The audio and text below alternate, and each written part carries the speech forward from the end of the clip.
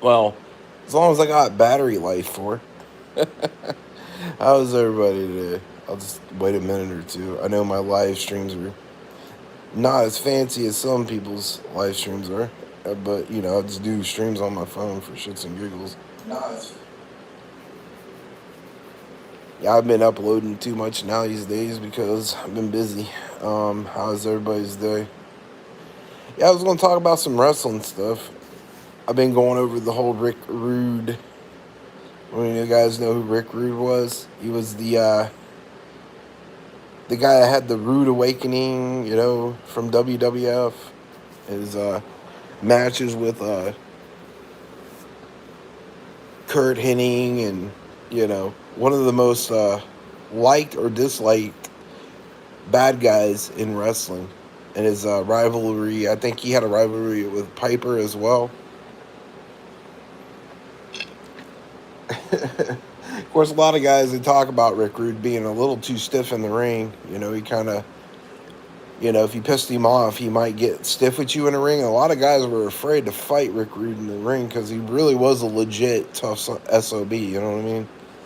I remember, I think it was in the '80s, he was fighting Piper, and Piper was a crazy son of a bitch too. I mean, he was really tough. I mean, a lot of people were scared of kind of fighting Piper because Piper was legit batshit crazy, you know. But I think I'm gonna go over the Sting shit with him. We'll go over the Warrior stuff first. I think the Warrior rivalry with him and Ultimate Warrior was one of the main reasons why he was let go from WWE back in the day, or it was WWF back in the day. Him and Warrior couldn't stand each other. I mean, even Warrior went behind Rude's back before the match and tried to tell Vince McMahon that, he didn't want to fight Rude, but, Vince McMahon knew it would give him good numbers. But at the time, Rude was the Intercontinental Champion.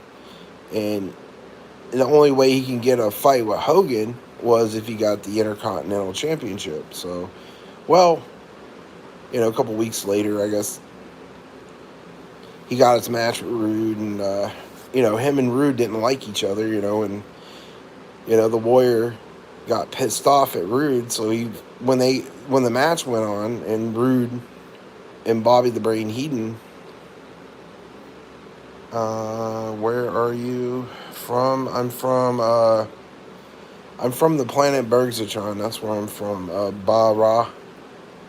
Uh, but before the match, they already didn't like each other because he went behind Rude's back and was trying to get a match with Hogan before he won the Intercontinental title. But India, nice to meet you from India. How you doing, Barahola? And their match, well, whenever the match went off, Rude was trying to win. He was supposed to put over Warrior for the Intercontinental title, so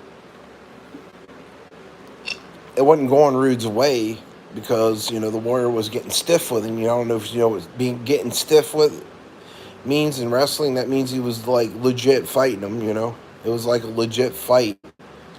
He was doing a lot of real hits, and he was getting stiff with Rude. But Rude eventually put him over for the title, but he caused a lot of damage to Rude during the fight. He got pissed off after the match. Behind the scenes, he went and fucking beat the crap out of the Warrior in the backstage, so he ended up losing his spot in WWE, so he had to go to WCW. Not understand your language? It's called English, bro. Maybe you should get type to text or something, dude. If you can't understand English. But well, it's American English.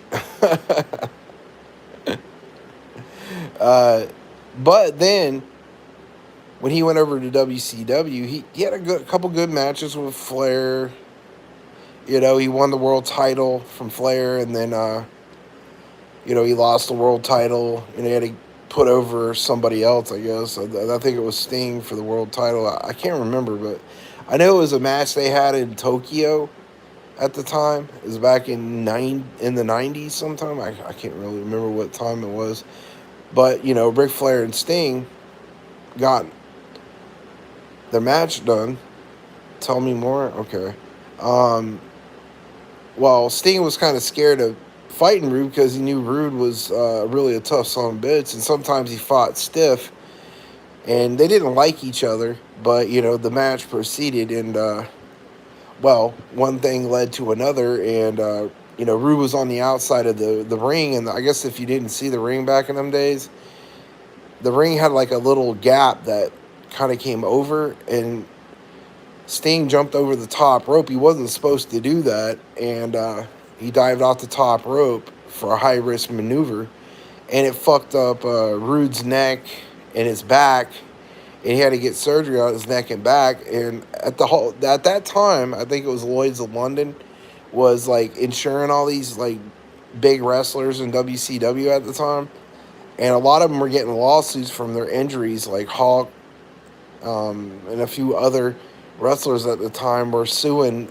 WCW because you know they got injured pretty bad in certain matches. Even I think Bret Hart even tried to sue WCW as well because of his head injury with Bill Goldberg. This is like years later, but he ended up injuring himself pretty bad after that match with Sting, and he was trying to sue Sting, well not Sting but WCW for personal injury, and I guess he didn't think Sting was going to go, you know, speak up for Rude because, you know, basically Sting injured him and in the lawsuit. And he met up with Rude in Georgia and drove him off the side of the road. And, you know, they were having a conversation. And Rude basically, you know, made a threat to him. He had a gun in his waistband.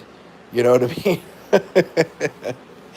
And he told me, it's like, you better do the right thing, Sting, like that. And then Sting came back and told Buff Bagwell, he's like, man, yeah, I just got my life threatened by Rick Rude. Rick Rude was a tough son of a bitch, but he was plagued with drug problems back in the old days. Which, you know, eventually that match ended his career, and he ended up on a bunch of pain medication and stuff like that, and you know, he ended up, you know, overdosing and passing away. And you know, I always do like the bad guy wrestlers, honestly. I mean, I think there was an interview from another guy I watched years ago that he said that you know, he was in a bar or something with Rick Rude. He was another wrestler. And he had just told his buddy at the time, who was another wrestler, he's like, "Oh man, my grandma just passed away," and he was like broke up about it because I guess, you know, Rick Rude was you know, beside himself, and then some guy came up, you know, being a villain wrestler, you know, because you know, not a lot of people know Rick Rude was a really nice guy. If he liked you, if he didn't like you, he would tell you straight up, you know. And you know, he came up to him and said, "Hey, Rick Rude, you suck," and then he ran over and choked the dude out, and his buddy had to get him off of him, you know. I mean, Rick Rude was hard to work with. A lot of guys didn't even want to wrestle him because, you know, sometimes he would wrestle stiff with him, you know what I mean? Stiff means like, you know, they go a little bit too far. I mean, there's incidents like in wrestling, like in Japan wrestling, where, you know, these Japanese wrestlers would get pissed off and actually fight dudes. They go K-Fed and just start beating the crap out of dudes. There's a couple incidents, you know, of some real altercations. That's like, what was it? Was it Rick Steiner? I think it was the last match in WWC. Oh, it was WCW back in the day, and it was the final match. You know, I mean, a lot of people had their last matches in WCW before it crossed over to SmackDown. I think it was. I think you had Sting and Flair, and a few other matches. I can't remember all of them, but I do remember this one. You know, I remember this match because it was a good match, dude. Because you could tell Rick Steiner was just like, oh no, Scott Steiner, Rick Steiner, might have been Rick Steiner. Yeah, Rick Steiner, the Bulldog, the pug face Bulldog, or whatever the fuck he called himself. and Conan were going at it, dude. And that fight was like one of the best. You could tell that was like one of the best real stiff fights of all time. And he said in his interview he really didn't give a shit because, Conan was like getting stiff with a lot of his friends, like, Lex Luger. He blew out Lex Luger's bicep and he beat up somebody else really bad in a match. He said he was lazy, didn't really like put a lot of effort into his matches. So it was the last match of WCW, dude. And he stiffed him through the whole match. And he even sucker punched him after the match was over because I think somebody got involved in the match. I can't remember the guy's name, but he got involved and basically caused it to be a disqualification. And he got pissed off after the match and like stiffed Conan again and punched him in the back of the head. That was like one of the best stiff matches of all time. He tuned him up. Basically, I guess that's like code for like tuning up or, getting stiffed in a match. Some of the Japanese wrestling matches were pretty brutal, dude. I mean, there's channels like devoted to like the whole, you know, guys getting too stiff in these matches and stuff. You know what I mean? Or just like K-fetting and going real. How you doing, Miss Kitty? Good to see you. I was just talking about Rick Rude. Rick Rudin. I think even Kevin Nash did a couple of interviews on Rick Rudin. Where he was talking about taking Rick Rude and his wife Michelle to a dinner, and he was like passed out from all the drugs he was on after the match. He had passed out, and his wife was giving him dirty looks like, "What's going on here?" He's like, "Oh yeah, me and him had a joint. He can't roll a joint for shit, but he had me roll a joint for him." I was like, Iron Sheik always talking about like, Hogan being a piece of shit, not putting over some of the younger wrestlers for titles or like sabotaging their careers behind the scenes with Vince McMahon and Eric Bischoff. You know what I mean? When he came down to WCW because he was the new hot thing, because they brought him in because he was going to be the new face for like WCW, and then the Iron Sheik exposing him for having a medicine bag and he wouldn't share cocaine with him and shit. He was talking about how many drugs Hogan was on, but Hogan really backstabbed everybody. That's why a lot of people didn't like Hogan. You know, I know the Undertaker couldn't stand him, dude. Undertaker could not stand Hogan, dude, because he blamed the Undertaker after the World Championship match in WWE for injuring him bad with the Tombstone Power Driver with Vince McMahon and screwed him over for any, other title shots down the road, you know what I mean? Eventually he had to crawl up from the abyss to get back on top in WWE because of Hogan's backstabbing. I mean, he even screwed over Jesse Ventura, dude. Whenever he was trying to unionize WWE so he can get better benefits for wrestlers, he ran behind the scenes and told Vince McMahon about it. That's a real big thing, too. It was like one of those big hot topics in wrestling back in the old days.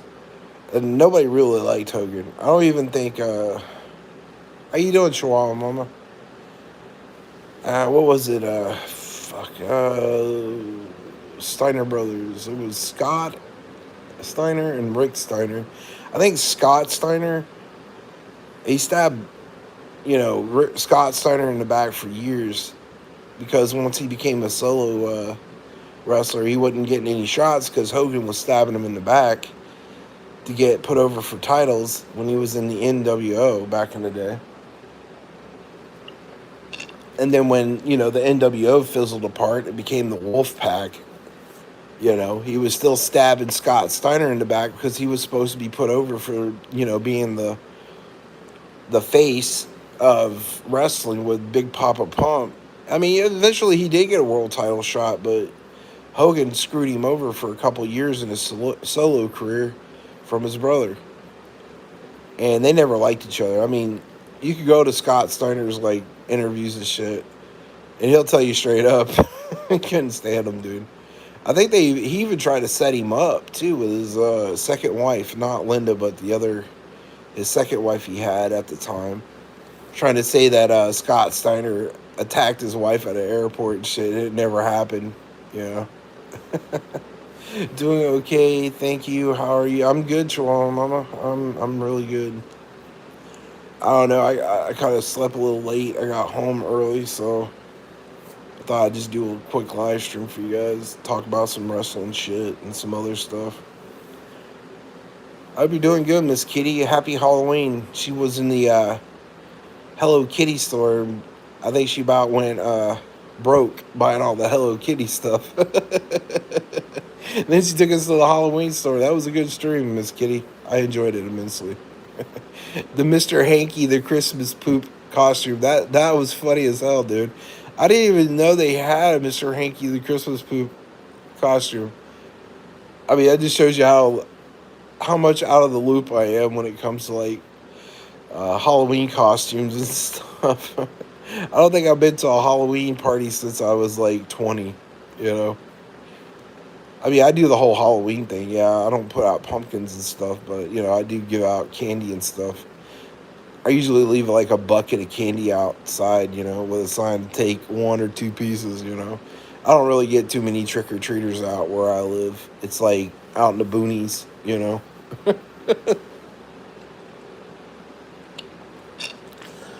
I think the whole time I've lived here, I've only ever seen like maybe 2 or 3 trick-or-treaters in my whole life come down the road. I've lived here for 25 years. I ain't seen too many trick-or-treaters, man. I think mostly they do the whole trick or trunk thing here, the churches and over at the mall and stuff. And they do it out of trunks and stuff. But you don't really see that much, like going door to door stuff. Like when I was a kid, like when I was really young, like when I was like not, because that's the only time I remember doing Halloween when I was like really young. When I was a kid, I don't give out candy out. I don't even care. Yeah, some people don't. I still leave a bucket out, and they barely touch it, man. I put it out by the fence with a sign on it, on a table saying take 2 or 3 pieces. That's about it. I leave the light on. I just don't go outside. I just say, go ahead and take as much as you want. I just keep an eye on it so that they don't steal too much candy, you know what I mean? So everybody gets some. But, yeah, I think when I was really young, yeah, I was like 9, 10 years old when I was living in Miami. That was big in Florida, man. You can go to any damn neighborhood in Florida, man, and everybody and their brother's uncle was taking their kids out trick-or-treating. I think the main thing we used to do was like go to the Halloween hay rides and stuff like that. Well, teach their own, Chihuahua Mama. Oh, you live in West Virginia, so yeah, it'd be probably like you probably get the same type of thing where I live. Not too many people live out here anymore. Most people are like freaking old, elderly people, or they've done died, and everything's abandoned around here. You know what I mean?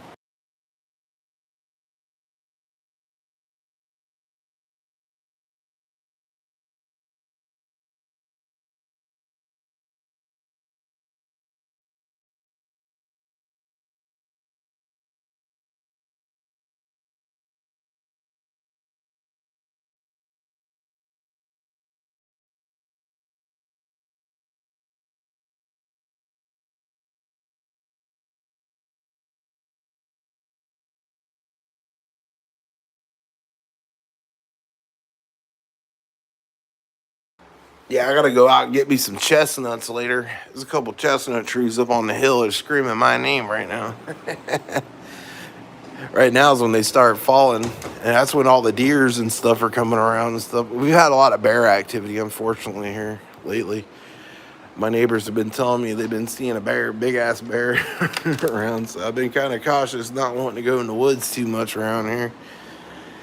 Not like I used to, not until this big ass bear been seen around here eating out of the trash cans and stuff. So I've been like, I don't know if I want to do that. I never had that problem in Florida. You like chestnuts? Hell yeah, they're good when you roast them. You roast them in a pan and then you stick them in the oven until they pop. That's the best time to eat them. A lot of people, the whole thing on the internet is, or just in general, people think the American chestnut trees are extinct. They're not, unfortunately. They're all over the place still. I guess they had that tree fungus or whatever it was that kind of made their numbers dwindle, and a lot of people were cutting them down back in the old days, and they thought by cutting down the infected trees it would save some of the other ones, and it didn't really. But they only made the situation worse back in the 1930s by doing that. I think it was a chestnut gout or something like that for the trees. It was like a fungus. But some of that wood's worth a lot of money, man. Wormy chestnut, like from old barns and stuff. The people that repurpose old barn wood and stuff around here, that stuff goes for like $300 per foot of wood. It's insane. There's people that got their whole floors done, like wood floors done in their homes here with like wormy chestnut wood. It's like really expensive though, but if you do get it, I mean, it's like in little pieces. You're never gonna find like, lumber mills just sawing the shit out of this stuff anymore because they don't cut them down.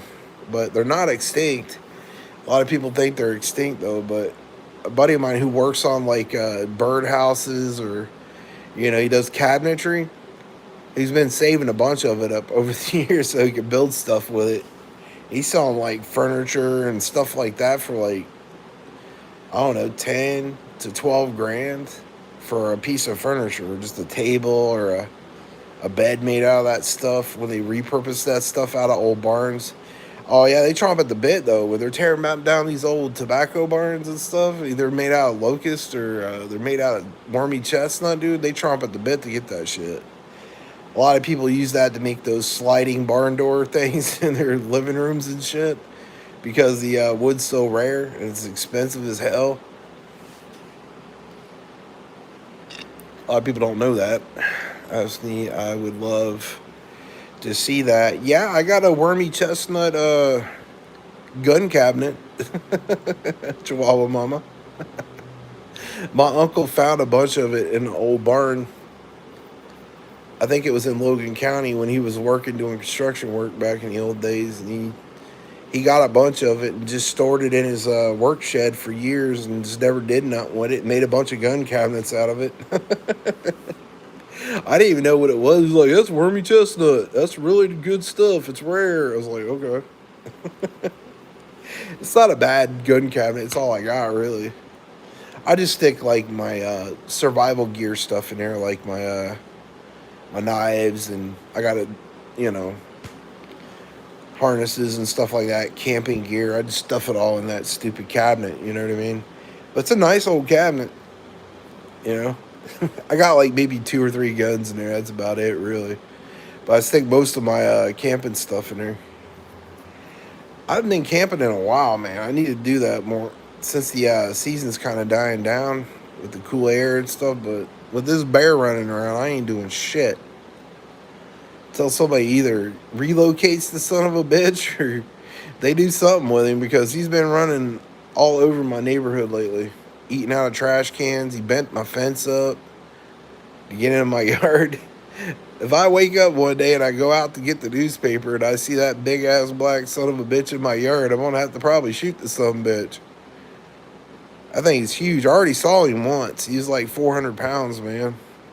I ain't playing with his ass. He's been all over the news here lately, local news at least. Eating out of people's yards and shit. I have a bear here too. Really? Ugh, I hate bears. I hate bears and I hate mountain lions. Either one, take your pick. I can't stand them. I mean, I don't got livestock or anything like that, but if I did, I'd be worried. you know what I mean? Bears will eat the shit out of your chickens, your goats, your sheep, cows, anything, dude. They don't care.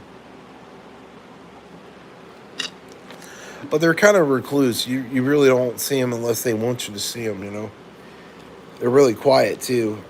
I've seen bears in the woods before. I've never had one really like come too close. Besides that one time when it was coming across the road, And I was putting some garbage in a garbage can, but I think it was last month. Let's see, the damn thing throws out all the trash. Yeah, they're horrible. I think that's what was getting in my garbage can a couple years ago. It was probably that bear, because I had garbage sitting in there. My garbage cans were just shredded. I mean, ain't no raccoon could have done that, or a dog. It pushed over all my trash cans and fucking had trash all over the fucking place, dude. I had to wake up, get out 2 trash bags, and dump it all back in the can. Now I got my trash cans loaded down with bricks. If they got to push it over, I'm gonna hear them before they do it. I'm gonna go out there and shoot that damn thing. I don't give a damn. I'll shoot his ass with fucking salt rock if I got to. I got a 20 gauge with buckshot. I don't give a shit. I hate bears. When I was a kid, I got chased by one, so I ain't never liked them since. You know what I mean? Yeah, we got a really bad bear problem here too, Chihuahua. I remember when I was a kid, though, my grandparents adopted me, Chihuahua. They used to have this little bear out in front of this bait and tackle shop in front of a lake down there where they lived. And they had it in a cage. And if you could stay in the ring with the bear for more than, I think, 5 minutes, like wrestle it, it was like a wrestling bear. You'd wrestle it and shit, you know what I mean? But it had a muzzle on. The guy who owned the bear would put the muzzle on the bear, and you go in the ring with the bear, and if you could stay in there for 5 minutes and wrestle it without it, it was trained to push you out of the little square, you know what I mean? It was like sumo wrestling with little some bitch. I see many people do it. Not many people could handle it with the bear because it was a big bear. It was like, I don't remember, it was like 400 pounds, maybe almost 500-pound bear. And, people, I mean, would line up to try to wrestle the bear, man. If they got too, like, rough with the bear, they would be disqualified, if they hit the bear or something weird like that. You're supposed to, like, wrestle it, you know what I mean? Try to push it out of the little ring. But, yeah, it was a cool little thing, man. I remember as a kid, it was really friendly. You give it, like, yoo-hoos and candy and shit, it would eat it. We used to go to bait and tackle shop and feed it all the time, But they ended up having to get rid of the bear. It was more of a promotional thing because if you beat the bear for 5 minutes, you get like some free tackle or some shit. You know what I mean? What's up, biker boy? How's it going? I seen you said hi. I said hi back. That's what they do. Trolls always coming in here saying you didn't say hi to me or something. It's called Google Mod. Before you come in here and get all huffy puffy with me, bro. If you're typing something in here and it's not going through, it's probably because of Google Mod. I don't know who you are, but we can check you out real quick. Go to your channel. We'll see. Biker Boy 13. How old are you, dude? You look like a kid, man. Yeah, I think that's a kid. Yeah, you're out of here, buddy. You can't be in my chat if you're a kid. This is for adults only. I like eggs. Okay. How you doing, monkey mom? Mama. Somebody take care of the biker boy kid. You take care, dude. We don't want no kids in my side chat. You know what I'm saying? Sorry. Nothing against you, little man, but we can't have no kids in here. Monkey man. Oh, monkey man. Sorry, man. My bad. I got dyslexia, bro. I got this thing telling me in my ear what y'all are saying, so. Sometimes the fucking thing I got doesn't like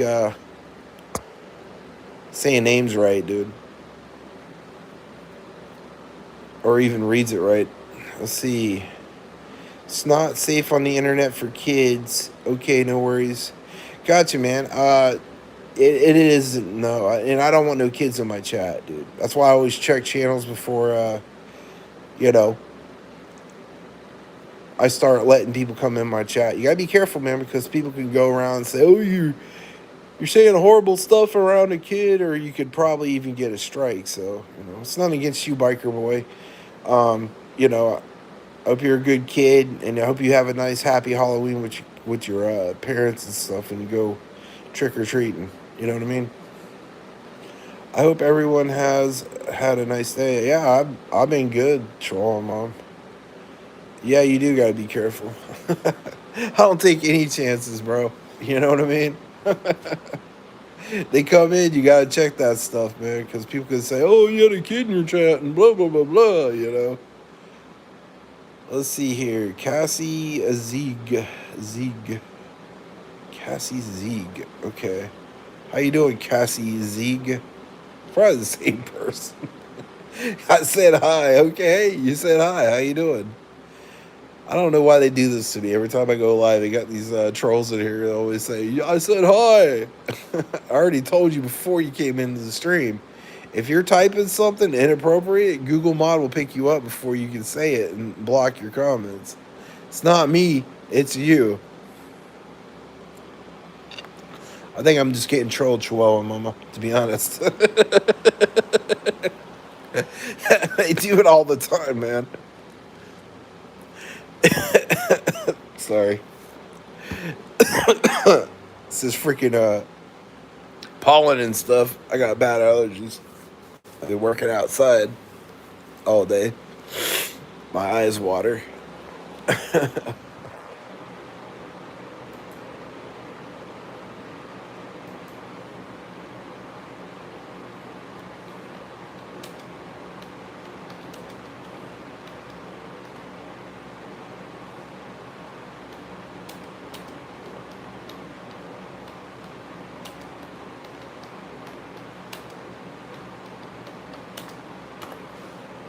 Ugh, man, my allergies are horrible. I think my Chromogen freaking contact lenses are screwing with me, man. I can't stand these contact lenses I gotta wear all the time. You know what's cool about chickens? What's that, monkey man? I don't have any chickens, so I couldn't tell you, bro. I used to have chickens when I was a kid.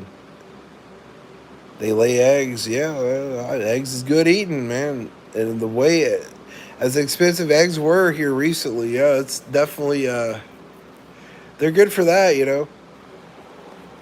Because the price of eggs a while back were pretty bad, man. I was buying eggs for like $1.98 from this little old lady down by the river where I usually go fishing, and it was about as cheap as I can get them. But they were fresh farm eggs. But unfortunately, her son wasn't around, so I had to go in the chicken coop, fight off roosters and shit to get them damn chicken eggs. I think they were like $1.90 something for a dozen fresh eggs.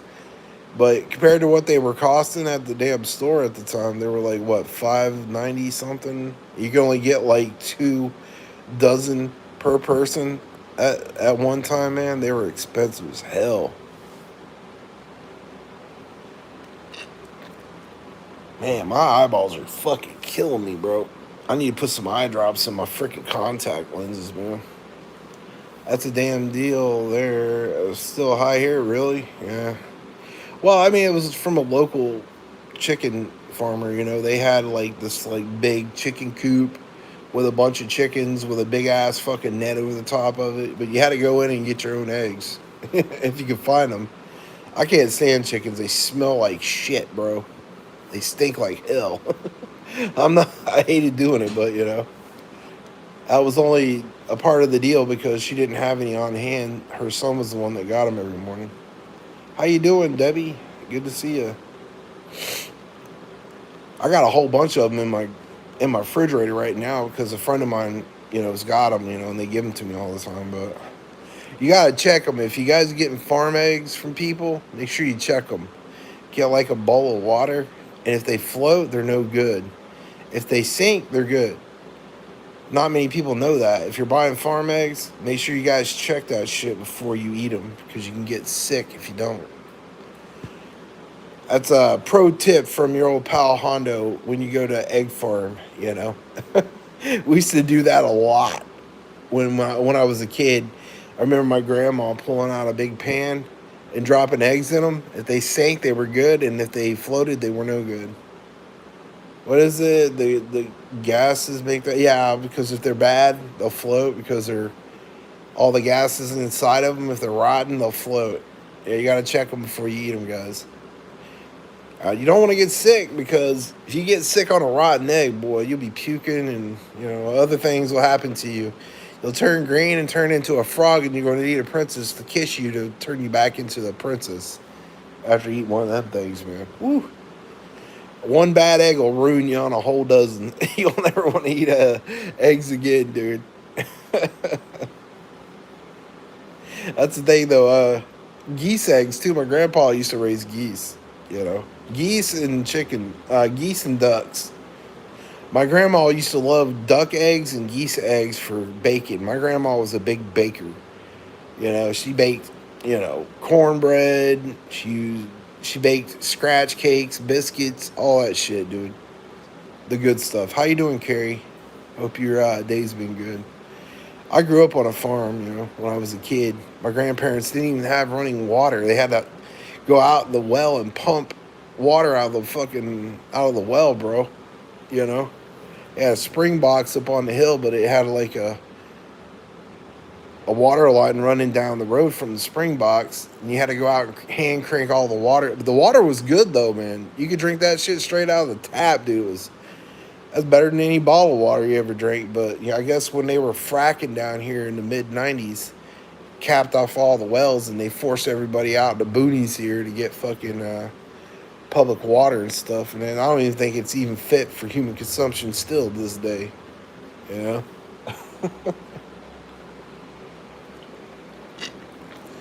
God, good. How about you? Your day off? I didn't have a day off. I had to go help somebody move a bunch of computers out of a fucking office building early in the morning, Carrie. On my day off,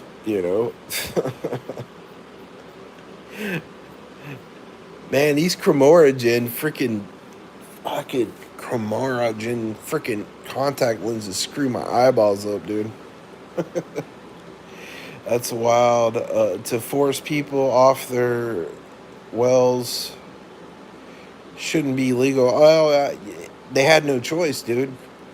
The government came in and told them they had to get septic lines, and they capped their wells off, and they couldn't use their well. Well, my grandma had the wells, but they only used them to like water the gardens and stuff they had there. They had big gardens, and they had to use that to like water gardens and shit. Other than that, they had to have city water legally, because if they didn't, they would foreclose on their land and shit and take their land rights away from them.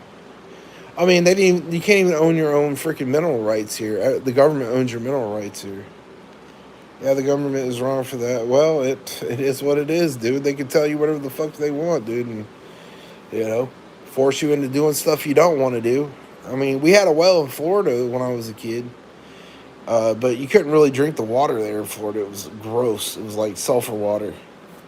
Only thing that stuff was good for was like filling up your pools, or like watering your freaking plants and stuff. Other than that, you didn't even want to bathe in Florida water, like well water. That stuff was gross. Ugh. We pay enough in income taxes, and they do. Yeah, well, I remember my grandparents having an outhouse. We used the outhouse until like 1993, and then when the government came out and told them they needed to put in city water and all that jazz, they stopped. Because I remember as a kid, my grandma used to take me out when I was like 12 to the washroom, and we'd have to boil water on the heater, wood stove heater in the washroom, and there was like a toilet in the other side. It was septic tank. It wasn't septic tank. It was just a hole in the ground. But in the other side, they had a little pump where you could pump water, well water, in a bucket, and you just fill up the bathtub on the, on a metal bucket, and you just filled up that wash tub, and, you You took a bath. That's how you took a bath. You just stood up in a wash tub and, poured water on yourself. It was horrible. It took forever to get a bath going. We didn't have showers and shit. It was the struggle was real, bro. My grandparents were dirt poor, bro. I remember my grandfather doing odd jobs just to pay bills and stuff, you know what I mean? Pay taxes on his land and shit. He was like he was the jack of all and all trades, you know what I mean? He did a lot of blacksmithing.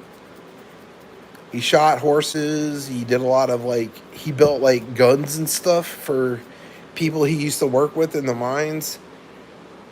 And he made black powder rifles and shit. I ain't lying. He had all the round dies and stuff to bang barrels out, reamers to ream grooves in barrels and shit. He had all that shit. He make knives, make the leather holsters for horses and stuff. People who had fancy ass farms, that their kids wanted a saddle or something. They came to my grandfather and he'd make them a saddle out of leather and shit. He had all that stuff, dude. He graved the leather, you know, make knives, farmed his own land, had a big ass fucking barn. He'd go cut hay in his neighbor's field to keep the hay down because his neighbor owned all this fucking land. And he couldn't really keep up with it, because my grandfather was raising cows, you know what I mean, at the time for dairy production. But, I think it was in the late 90s, the beef prices dropped and all the milk prices dropped, and he couldn't make a decent living at making milk anymore because he would pasteurize it, all that stuff, man. Make butter, But his stuff was the best, dude. Besides the Amish that lived in Fayette County, they always came to my grandfather to get butter, cheese. I remember in one side of his barn, he had just rolls of cheese that they made, and they would just put it in wax, let it age in the barn. Some of the best shit you ever ate, man. And, they make butter. The butter that my grandma, she would sit there and sit at the dinner table every morning just turning fucking butter all day long, putting salt in the butter, unsalted sweet butter. She made a lot of that stuff and rolled it up in a wax paper in a ball. Because, if you ever got farm butter, it's rolled up in wax. It's just a big ass ball. It ain't like a brick or anything like that. It's just a big ball. And that's how they sell it. And my grandma used to freeze them, just put them in the big. We had tons of deep freezers when I was a kid. And we just stick it in a deep freezer, let it clot up, turn it into a big ball, and then stick it in a refrigerator. My grandma would sell it by the pound, dude. I mean, back then it wasn't all that much money, but I mean, my grandfather was also making ham too, Virginia ham, because he was raising hogs too. I remember my granddad.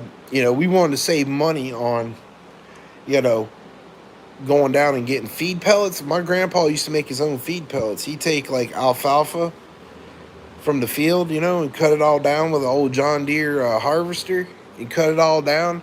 And I remember when we were kids, we used to all bale it up. We stick it in a big ass baler, and then tie it around with jute twine, and then throw it out and let it dry out. But my grandpa would take a couple of those green bales, and he would they had what they called a pellet grinder. I don't know if you guys know what a pellet grinder is. It's like a big mechanical machine that has these weird teeth and shit. You would dump alfalfa in there, oats, really rich oats, and you would mix it all in with the alfalfa and stuff and turn it into feed pellets. My grandfather cornered the market in the local area for making the best all-natural feed pellets. He used corn, all kinds of different, things in there. He put that alfalfa in there, man. Make his own feed pellets and stuff like that, man. I remember as a kid, we used to take these little shovels and just put them in burlap sacks and throwing them up in the barn, by the pounds, man. We had 200 or 300 pounds of alfalfa pellets and stuff. We used to sell them to the local farmers in the area, Some of his feed pellets were the best, man.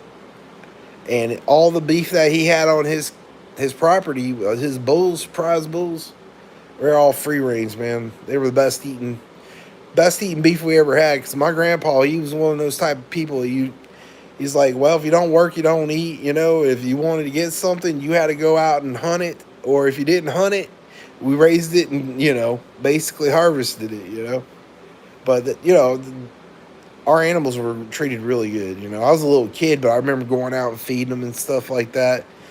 I never did get too near the horses. My grandfather's horses were meaner than shit, dude. They'd bite you. They'd try to kick you and shit. Some of the meanest critters you ever seen was horses, man. This is back before they had four-wheelers and shit. We had to use horses for everything, dude. If you wanted to go hunting, well, you didn't have a four-wheeler to go hunting. You had to get on a horse and a mule. Take your shit up in the mountain and go hunting for a weekend. I remember my granddad just getting us all together as kids, me and my cousins.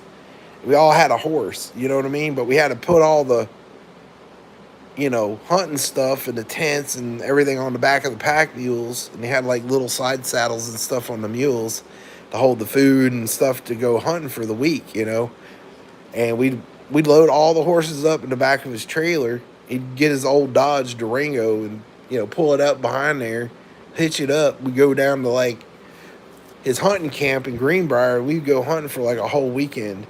We didn't have four-wheelers back then, I mean, we had three-wheelers, but, four-wheelers didn't exist until like the mid-90s. Plus that, too, they were expensive as hell. Back then, it was cheaper to own livestock or horses to get around with, than a four-wheeler. Four-wheeler cost too much back then. But, we used a horse for everything. I remember my grandfather pulling out the horse to plow fields, man, with mules, That's how he always did it. I mean, he didn't even have a weed whacker, bro. He's like, what the hell's a weed whacker? Go out there and get his sickle side, bro. Cut down the whole side of the hill, dude.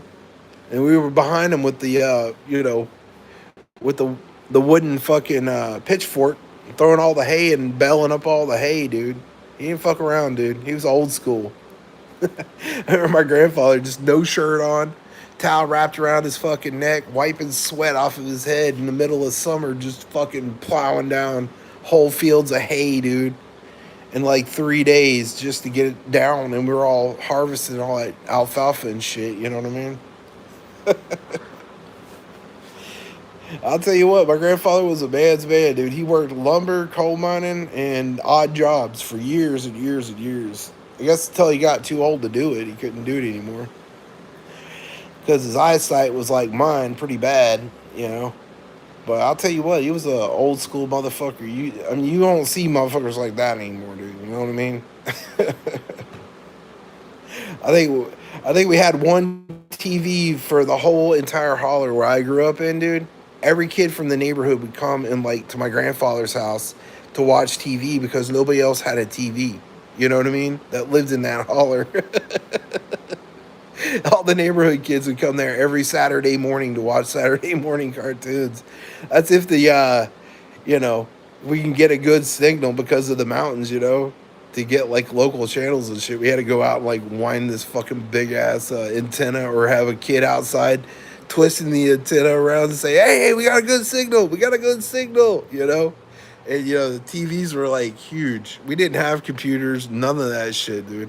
Now, my dad was into that kind of thing, though. He lived in California, He always had computers and fucking, when he worked for Sears, he always had the latest, greatest thing, Amigas and freaking Ataris, all that shit, dude. My dad was all into the electronic stuff. My grandfather, on the other hand, wasn't really into electronics, but, we had like one TV per, like, I think 20 people that lived in that holler at one time. And eventually everybody else, started getting TVs and shit, but when they became more affordable. But man, I remember a big ass RCA TV the size of a fucking dresser would cost you like, I don't know, $1,000. And my grandfather was a tightwad, man. He wanted to try to save every penny he could. So if the TV broke, he would rip off the back panel, get his bulb tester out, and test every bulb until he found which bulb that was fucking burnt out on the old TV and replaced the fuse, basically. Most TVs had fuses back in the day, you know what I mean? But you know, when a TV was literally as big as a freaking dresser back in the day, it had the 8-track player on the top. It had the record player. This is before CDs and laser discs, dude. I think this TV was from the '70s, bro. And he still didn't. He was such a tightwad. He just didn't want to go out and buy a brand new TV, you know, a digital TV, because before that it was all analog shit, you know. So he had an old analog TV for almost, I don't know, 20 fucking years before I convinced him into getting a digital TV. You know, I was like, dude, this thing, they don't even make fuses for these anymore, Grandpa. He's like, oh, I don't give a shit. If it ain't broke, don't fix it. I don't know. I can't afford no damn TV. What the hell you think this is? UNICEF? There ain't no charity over here. I can't afford. I said, fuck it. I went out and bought him like a 36-inch TV. It just ended up on the old TV. You know what I'm saying? He had TVs stacked in his living room on top of each other. Eventually, we had to get rid of them all, you know, and then got him a nice little TV stand for it and stuff. And then once I bought him that TV, it went obsolete, man. They started coming out with these like plasma screen TVs, these LCD screen TVs in like 2003, 4. And he still had that same, well, they had, when he died in 2007, my grandma still had the same digital TV I bought her. I think it was in 97 or 98. I can't remember. It's like right before I moved out of the house, I bought him a TV for their anniversary, you know, and he still had that TV in 2015. It still worked. My grandma kept it for years and years. It's like, damn, grandma, you need to upgrade to, you know, one of these smart TVs. She's like, hell with that. I ain't got no money for that shit. I was like, grandma, they're like $100. I said, screw it. I went and bought her a new TV. It just ended up right on top of the old TV. Shit, I remember when I was a kid, we used to play like Nintendo and Atari on that TV, man. It was like we used to have to fight over the whole damn joystick, bro, to see who plays the second player. You know what I mean? My grandparents were like the type of people, like, you know, my grandma, at least, she was tightwad too, and she was a great lady. She's like an old school, you know, old school lady. You know, she was raised back in the day. You know what I mean? But she was the kind of person, like, you know, if you didn't get the hand me downs from the older siblings or cousins or whatever, we ended up getting all the hand me down clothes from our siblings. If you didn't get the hand me downs from them, you got she would go out and buy the latest design prints, like, you know, books, like sewing books and stuff. She would sew us clothes. I was so embarrassed, dude, going to school because, you know, I was that kid, that poor kid in the corner wearing homemade clothes. Where every other kids were wearing Levi's and Jinkos and fucking stuff like that. And they would always tease me in school for wearing fucking homemade clothing and stuff. Sucked to be me, bro. I even got the hand-me-down toys from my cousins, dude. If I didn't like it, I was just screwed, you know. I remember this though. When I was 14, and I after all that shit, my grandpa kind of did surprise me. He's like, well, boy, you know, I mean, you know that fishing rod you've been wanting. Here you go. It's like, don't make a big deal about it, okay? I was like, oh shit, really? I got the fishing rod I always want. You got me a Zebco 33, splurged, and got me something. Got me a tackle box, old pal tackle box, and a Zebco 33 combo. And I'll tell you what, I wore that motherfucker out, dude. And of course, every fish that I caught with it, my grandfather was a fish eating junkie, bro. He ate everything I caught, dude. He ain't complain about it. He's like, yeah, the best fucking $20 investment I ever spent was getting that boy a fishing pole. He likes shoving bluegills and bass in his mouth. I tore him up, bro. I remember when I was a kid, I'd get up every morning before I go to school and go dig worms out of the fucking woods, dude. I'd take like a bucket with me and just go at night and just dig up worms early in the morning after it rains. Fill that whole bucket up. Go up on the garden, pick potato bugs, and stick it in that bucket and put a lid on it. And then me and my grandfather used to go fishing down one of these lakes. I would tear them up, dude. I used to use a float and a hook Man, I'd have a whole stringer full of fish while he was over there struggling just to try to catch one fish. He's like, damn, boy, you got better luck than I do. Debbie J, I meant to say, aw, sucks. Suck. Damn typo. Oh, I gotcha, Carrie.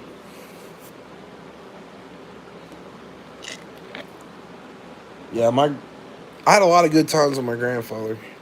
I mean, he was a real old school cool dude. He was a he was a pain in the ass, but I'll tell you what, if you worked and you did the right thing. I mean, I used to get ass whoopings from him, dude. I rebelled against my grandfather as much as I could. I got in a lot of trouble as a kid. He's like, back in my day, you either went in the military, you went to the joint. That was the only opportunity you had. You got in trouble. He's like, you're just going to have to be responsible and take care of it yourself, son. I was like, okay, Grandpa. I ended up going to juvenile hall for like 3 years for stealing shit, armed robbery and shit. That was after I got hit by a car when I was 12, so, there's that. But I ended up having to go to juvie jail in Florida as a kid, and, well, it wasn't juvie jail. They gave me it was like a boot camp or chain gang type of thing for juveniles, but they tried me as an adult, so I had to, the older guys that were there, they took care of me. That's one thing I do remember about being in adult prison when I was like 14, is the older guys protected the younger guys from the weirdos. You know what I mean?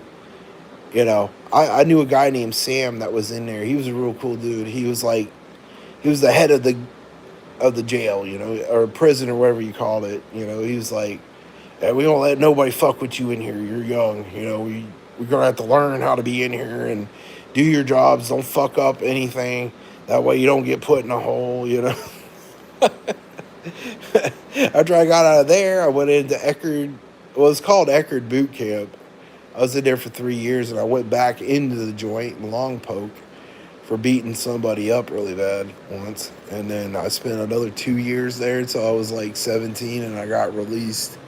I got out, good behavior, went back in on bad behavior. I did a lot of fucked up shit. But, what doesn't kill you make you a better person in life. Most of that shit was adjudicated anyways. I went back to Florida and I moved in with my dad. Because my dad had moved to Sarasota at the time. We got him a place, me and my sister did. Because he was a veteran, and he was having a hard time finding a place in Florida. I guess it was because, I guess he had something to do with his credit score or something. He couldn't get a place, so we ended up, he didn't want to do it, but me and my sister, who was alive at the time, we got him a place to live down there. We got him a house. Well, it was like a double wide house or something. I lived with him for like, I don't know, until I was like 19. And then I moved to another part of Florida and got my own apartment complex, Lived there until I was 25 and moved here. I moved back here because all the hurricanes and shit, dude, it was horrible in Florida. In like 2003, 2004, man, it was bad, dude. It was like 6 or 7 hurricanes in a row, bro. I was like, fuck this shit. I had a decent job, though. I was making good money working for the state, digging ditches and doing road cleaning and fucking, park service and stuff. And then I worked another job doing, busting tables at a restaurant and shit. It was good money. I didn't like working at the grocery store I worked at because you had to deal with a lot of assholes. I didn't like dealing with people when I was working at that grocery store I was working at. I think it was Merritt Island, I believe, at the time. But I did like living in Merritt Island. That was really nice living there, man. Good food, good fishing, all kinds of good stuff. You know what I mean? I did a lot of fishing there, man. Every time I get done after work, me and my buddies that I used to work with, we used to go fishing all the time, man. We used to hit up every bridge, every dock, every freaking, spot during the season, bro. If we weren't fishing, we were surfing. You know, I used to chase waves, dude, with the NOAA radio in my car. You know, for weather reports and stuff to see where all the big fucking waves were hitting at the time. We go straight out there, dude, and just go surfing for the weekend, dude. It was fucking great. Good food too. Most of the time, we used to go like, uh, fishing. Like this one bridge I used to fish at a lot. I don't even know if you guys even know it, but I shouldn't even give this spot away because it's one of the best spots I ever fished at, man. And I used to sit on the end of that bridge at night. Well, yeah, I go there like in the evening. We get drunk, and we'd stay there all night long. So nobody drove home drunk. We'd stay there and get drunk and fish all night, and shrimp and catch crabs with a net and a lantern and stuff. But everything that we caught, we were using for bait. Or we took some home and ate it. So I had my own little corner. Everybody would fight over corner. Dude, I've been in fist fights over corners on bridges, dude. The best corners of bridges for fishing. I got in legit fist fights with other fishermen over spots, dude. And if you moved away from a spot, dudes would come in and steal your spot, dude, when you walked away. But I was sitting at that spot and I was using the shrimp I was catching as bait, man. I was catching I don't know, 18, 20-inch freaking sea trout, giant fucking black and red drum, snook underneath this bridge at night, dude. I'd load my cooler up by the time I left, bro. I went fishing with my buddy and his mom all the time, and I think a couple of his brothers. And his mom was Thai. She was the one who basically babysitted me when I was a kid. They moved from Miami up to there. I didn't even know it until, one day out of the blue, I saw him at the store I was working at. He's like, "Hey, man, you live here now?" I was like, "Yeah, man, I ain't seen you since we were kids." I was like, "How's your mom doing?" "Oh, she's great, but still meaner than fuck." It's like, so we go fishing with her, and I'll tell you what, anything that I didn't want that was like legal size, I'd give it to her, man. I would just load their coolers up with my coolers, and just sit there and nail that spot for hours, dude. We'd get so drunk. His mom was over there slapping him in the head, going like, "You drink too much. You drink too much. You should be drinking this much. You gotta drive us home later." His mom was like old school Thai, bro. She would whoop your ass, bro. Straight up. I remember her, you know, saying like whenever we were kids, she was babysitting us because, my mom worked a lot of hours as a nurse. And she used to, beat her kids' asses, bro. She's like, "Why don't you be a good example like, you know, Andrew over there? He's a good boy. Why can't you be like Andrew?" After he beats them up, after she beat their ass, he kind of blamed me for years. I was like, "Dude, don't blame me for your mom whooping your ass, dude. You was constantly getting into trouble all the time, starting fights, smoking out in the fucking shed and stuff. That's your own fault, dude. You getting caught doing stupid fuck shit with your brother." He's like, "Yeah, my mom's still as hard as hell, man. She's meaner than fuck." That's one thing I always say. Asian ladies are tough on their kids, man. They might be all sweet to your face, boy. They'll beat the fuck out of their kids, dude. They don't give a shit. But I'll tell you what, though, she was a good cook, man. If you went there, you didn't go home hungry, dude. You get to eat Thai food, bro. I got so used to eating Thai food. Every time I'd eat something else, like Chinese food, anywhere else, dude, it didn't compare to, her food was like the shit, bro. She used to roll her own egg rolls up, fry them, and like make Thai food, dude. Like, I don't even know the name of the shit I was eating, bro. She even grew peppers in her front yard and shit, This woman didn't believe in a lawnmower. She'd go outside with a fucking sickle side and just go out and cut her front yard and fucking just like edge her driveway with a butcher knife, bro. I ain't lying. She'd go out with a butcher knife and cut her yard down with a butcher knife every week. This woman had biceps bigger than my freaking leg, bro. But man, I'll tell you what, she was hard ass woman, dude. But she loved fish, bro. I used to call her Mama Son. That was. She always told me, "You call me Mama." Yeah, it's like she was better to me than my own mother was. I tell you. Well, this is like years later, bro. I used to go every time I go fishing. Anything I had extra of, I didn't eat. That was in the freezer. I would take it down to her, and she would eat. She would sit there and fry it up for me and make it, and I would sit there and eat it, bro. Egg rolls, fresh egg rolls. This is like years later, though. This is like when they moved to Barrett Island. You know what I mean? And we fucking I just come out and hang out with his mom, dude. I didn't even give a shit about him. You know, my buddy, he'd be over in the other room. He's like, man, all you ever do is come over here to get her fucking cooking. I was like, you damn right I do. Saves me a whole lot of money having to go to Chinese restaurants and stuff. She makes a hell of a good fucking dish, bro. It's like, it's kind of weird. You just don't want to come over and hang out with me and shit. I said, you're boring. Shut up. She makes better food than you do. Shut up. Nobody cares. She's, you a good boy. You eat all that freaking You eat all that food. I was like, my own sons don't even eat my food. They go out and eat hamburgers and shit. They should be ashamed of themselves.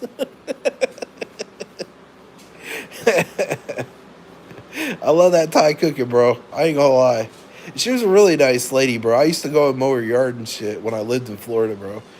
She's like, no, you don't mow my yard. I'll do it myself. I was like, no, no, no. I said, you cook me food, I mow your yard. You know what I mean? She's like, you're a good boy. Too bad I can't get my sons to do shit. You know? I was like, damn, bro, really? Oh, they were. I mean, they weren't lazy. They worked jobs and stuff. I think one of them was a construction worker, and the other one was. I think her other son was. I forget what he did. I think he worked at NASA or some shit, building fucking circuit boards and shit for NASA for the space program. But you know, they didn't really do much for her. You know, after they grew up, they kind of like they all got married and shit. I mean, once they got married, they just lousy to be even being around. You know what I mean? Every once in a while, we'd go fishing and shit. You know, but other than that, you know, their wives were always on their ass about going out too late, or you know, they had responsibilities. They had kids. You know what I mean? It is what it is. You know, we still got drunk on the weekends though. Went out and fished. You know, that was the big thing. He used to argue with his wife all the time. So I don't give a fuck what you got to say. I'm going fishing. What the hell? What the hell? It's like, well, I'm taking the kids too. Fuck it. Better than being around you. I was like, damn, dude, you treat your wife like that? I was like, yeah, it's none of my business. Whatever, man. Let's go fishing. I load up my boat. You know, he didn't have a boat. I had a boat, so he was always hitting me up to go fishing and shit. So this is like years later. You know, I'd bought a boat. I put a payment down on a nice boat. I had a older boat that we were using for a long time, but it was kind of getting, you know, rickety. It was my mom's old boat. I bought off my mom when I moved back to Florida. I mean, it worked, but it was getting bad where all the fiberglass and shit was like eating off of it and stuff. And I wasn't going to pay to get it fixed because, you know, getting a whole new fiberglass job done on a boat costs a fortune, dude. I mean, you probably spend more money getting it worked on than you could buying a new boat. So I bought a new boat, man. We used to go out on the weekends and shit and go fishing, like places like Cape. I think it was Cape Canaveral most of the time. We just go back in the Mosquito Lagoon because I had like a way you could like use an electric trolling motor. You can go slip out back in the Mosquito Lagoon and catch tarpon and redfish with fishing lures and shit. You could stand up on the deck and it had a little back seat.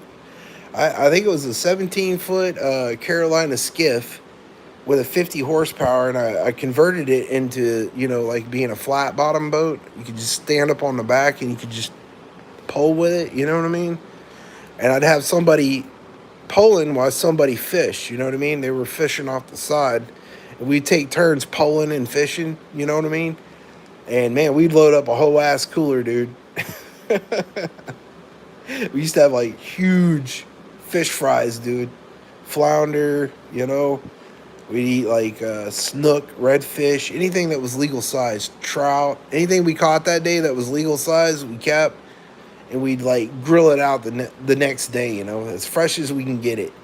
I used to be like the fry master. Let me tell you guys, when I would go out with my friends and we get drunk after, you know, we get done fishing and we go home and get drunk, I used to go out and make my own tempura beer batter.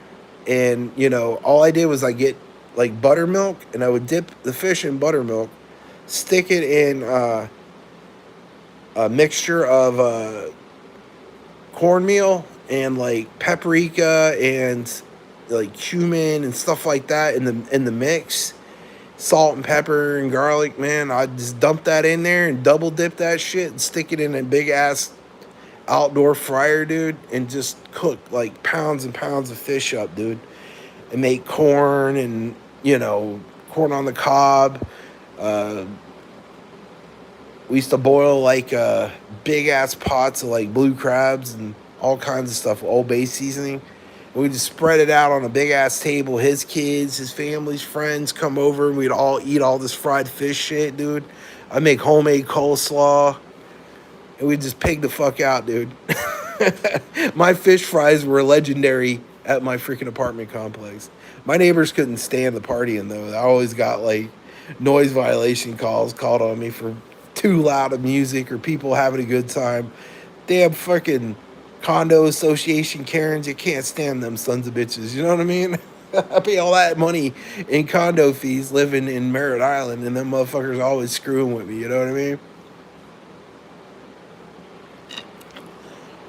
So we had to go. Usually we would go to a park, and I had to buy a bunch of, you know, it was like I think I spent like, I don't know, $300 or $400 on like this big ass boiler, like, you know, outdoor fryer. But I used it only for boiling. I didn't really trust it too much to fry anything in it with oil, so we used it as a steamer. And we would drop the big cage down in it, and we'd load it up with shrimp and blue crab, put a little bit of water at the bottom, and just steam the shit out of them with Old Bay seasoning. And I had a couple like little burners and a big ass rollout grill, and I would either grill fish or I would fry it, one or the other, on that little, you know, fryer with a big ass cast iron skillet. Man, that shit was good, dude. I mean, I never had to go buy fish ever when I lived in Florida, bro. I mean, I'd go out and just catch it all on the weekends, bro.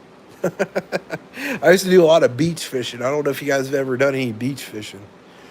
We used to go out doing a lot of beach fishing, and I used to go like early in the morning when the tide was out, and you could see all the sandbars and stuff.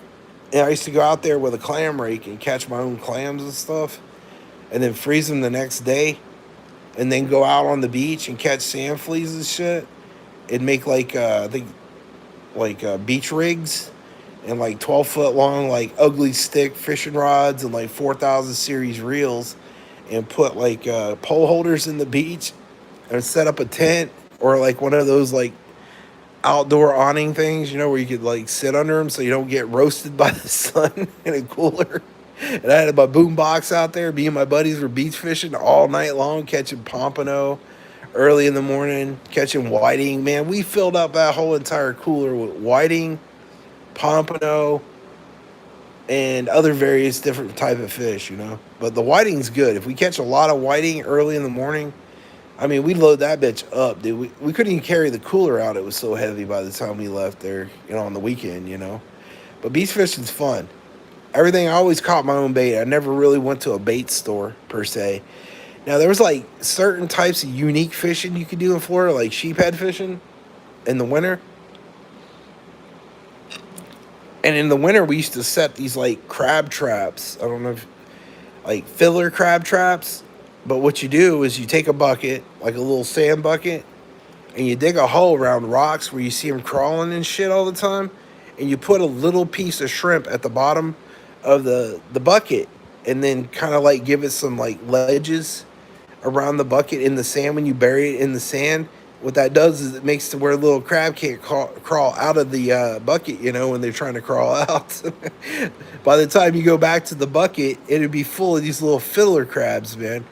Or you just take that whole bucket and then you go find a pier and you scrape another bucket full of barnacles and you use the barnacles as chum. And then you get in your boat drive wherever you got to go, dock, wherever it's really productive for catching sheephead. And you just sit out there and just take handfuls of barnacles and throw it near a pylon and get it and throw that bait right in front of that pylon, dude, with a crab on it. You catch black drum, sheephead. I've caught some really big sheephead when I was living down there. I was like some 5 pounders, 6 pounders. They got these big old gnarly teeth. I know a lot of people who salt, freshwater fish for white. I think freshwater drum call them sheephead, but these are just a whole different species of fish. And they got these like nasty mouthful of teeth, dude, that they used to like break open small clams and rip the side of barnacles off of pylons. But they love crabs. I used to use either shrimp or crab, but shrimp was expensive, and you didn't want to always go to the bait store to get dead shrimp. So, we use those filler crabs we catch. Man, I'd load my whole cooler up with freaking sheephead in the wintertime. Sometimes you catch those little spade fish or like little angel fish. They're good eating too, off a crab. I mean, I'd sit there all day long. I broke like 2 rods in like a month just fishing. Strip gears, everything, dude, just fishing. I should have sold it. Well, I had to have a seafood vendor license, but I did have a lifetime license. I don't have it anymore in Florida, but I did have a lifetime license to, clam and catch crab and stuff like that, and sell stuff commercially, but I never did it. Most of the time, I either ate it or gave it to the people that I lived around, When I was younger, my uncles, they had a fish farms in Mississippi, but if we went fishing when I was really young with my uncles, we used to give it to the local food bank for the tribe, and we used to share all that shit with everybody, But when I lived on my own in the mid-90s, I used to just like, man, hey, I'd ask my neighbor, I was like, hey, man, you want some fucking fish? He's like, yeah, I love fish, man. What do you got? I got snapper. I was like a drug dealer with fish, bro. He goes, I got the hookup for you, bro. I got some red snapper. I got some blue crabs. I got a 1/4 pound of fucking grouper. What do you want, man? I can hook you up, bro. You know what I mean? I just give it away to my neighbors, bro. They were loving it, dude. I mean, I'd catch so many damn fish, it wasn't even funny, bro. I got pictures where I was going fishing with my buddy Jeff, and we were just slaying Dorados and kingfish and wahoos and stuff like that, dude. When I had hair, I used to. Yeah, I know it's weird. I used to have hair back in the day. I did a lot of fishing in Florida. I had a friend of mine named I think his name was Wally. We used to go fishing all the time. He was a big shark fisherman. Wherever the sharks would run during the mating season, he was there fishing for them. He was just a straight up shark fisherman. He didn't like fishing for nothing but shark, dude. I tried to get him to do like regular fishing with me. He wouldn't do it. I was like, dude, let's go do some fucking sheephead fishing. Let's go snook fishing. He's like, nah, man, I ain't got no time for that shit. I'm gonna go out on the beach and catch a fucking tiger shark, bro. He had his whole back of his old little Nissan with a fighting chair in it, dude. He had the whole rig and setup and everything, dude. He had to have a little kayak to where he had to row out like past the breakers to drop the baits and stuff for his shark rigs and shit. And at night he was just pulling them in, dude, on the back of that fighting chair. I think the biggest one he ever caught was like 12 pounds, big tiger shark. And he usually ended up, I don't even know what he did with them, honestly. I think he used to boil their teeth down and bleach them, and then, I don't know what he did with them, honestly. I was like, you let them go? He's like, nah, I eat them. I was like, you eat a big-ass shark like that? That's, like, tough as hell. Every shark I ever ate, I could not stand eating shark. And I couldn't stand eating saltwater catfish. I don't know if you guys have ever eaten saltwater catfish. It is disgusting. Ugh. Gritty, greasy. Ugh. Now, freshwater catfish, yeah, that's good. Saltwater hardhead catfish is disgusting. And I used to know a bunch of Haitian dudes. They used to love eating saltwater catfish. Every time I go fishing with my buddy Philip and his son Calvin and Sammy, we used to go fishing all the time. And every time I catch catfish, like I was trying to throw them away, he's like, I'll beat your ass, man, if you don't give me that fish, man. He's like, yeah, you better give him the fish, man. I gave him the catfish. I was just gonna throw him away, dude. I was gonna throw him back in the water, but he wanted them, man. And him and his sons would just sit there and just eat catfish, dude. Ugh, carp too. They were big on eating carp. I remember one time I was filleting. I think it was a big ass fucking slot sized redfish, and I was filleting the meat off of it, and I got all the meat off the fish, right, and I skinned the meat off the back end, and I was loading it up in bags and sticking it in my cooler, and I was setting the heads aside, because I caught two of them, and I was flaying my, the trout I caught that day, and I put them all in a bag, and I was gonna dump them over for the pelicans. Like, no, man, I'll beat your ass, man, if you throw that in the water. I was like, what, man? It's like, oh, that's good eating right there, fish head. I want the fish head.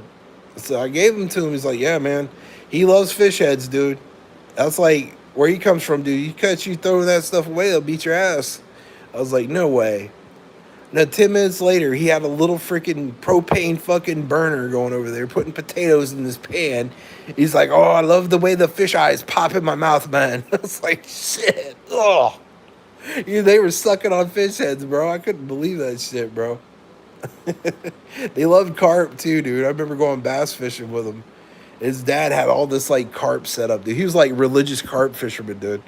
And he would just set all the poles on the bank catching grass carp in these little lakes while me and his sons were going out bass fishing. And he's like, the old man won't let us throw anything back. We have to keep everything, dude. He's like, well, you don't tell him I've thrown anything back. He's like, I won't, man, but don't let him catch you doing it. So every bass they had to put on his stringer. He's like, he had to give them to his dad. His dad would get pissed off and beat their ass, dude. Literally, he would go back and yelling at him. He's like, that's good fish there, man. You throw that shit back, I'll whoop your ass, man. I'll whoop your ass. Yes, sir. Yes, sir. They respected their dad. I'll tell you what, Haitian dads and Haitian mamas, dude, their kids respect them, dude. It ain't like the kids now these days, bro. Their parents, they got no respect for the parents. They respected their parents, dude. Because them Haitian dudes will whoop the shit out of their kids, dude. Ain't no lie back in my day. But I remember him just catching giant carp, dude, pulling them up on the bank.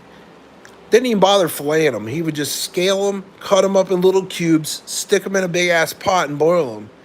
And I was like, most Americans, they throw those fish up on the bank and let them die, but these dudes will just eat the fuck out of them.